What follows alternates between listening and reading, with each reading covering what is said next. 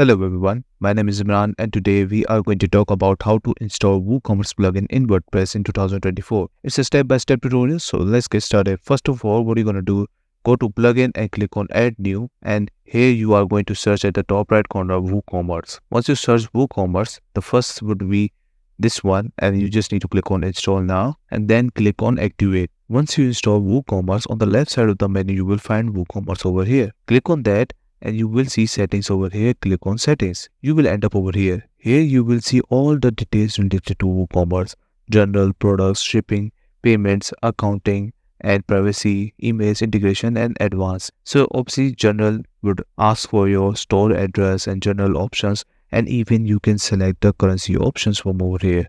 Make sure to click on save changes on each on every single pages, otherwise it won't be saved. So let's say you didn't save this one at the bottom and you went for the products. This won't save anything whichever you have done in general options. So make sure to do that. After that, we have shop pages over here. How many shop pages you have, add to cart behavior, how it works, placeholder, image. You can select any one of them regarding your own website and click on save changes. We have shipping options over here. If you want to add shippings, you can also do that from over here. Just click on add shipping zone and you can start doing that. So for example, you can see we have some options over here. So you get the idea how it's done. We have payments like Stripe payments and other payments. If you have, you can add that over here also. Just click on payments. And once you do that, you will see something like this. I have more Stripe options. Why? Because it's a plugin from WooCommerce itself, which you can also install from plugins menu.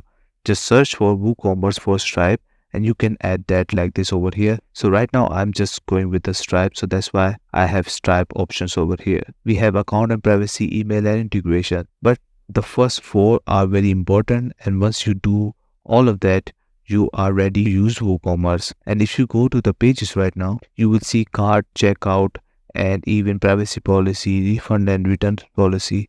So these are pre-made pages by WooCommerce itself. This will come by itself and obviously you can go ahead and start editing it. But right now you can see that it has been generated by WooCommerce itself. That means that you have successfully installed WooCommerce plugin. That's it. This is all you need to know how to do it. I hope you like this video. Please subscribe. Bye bye and take care.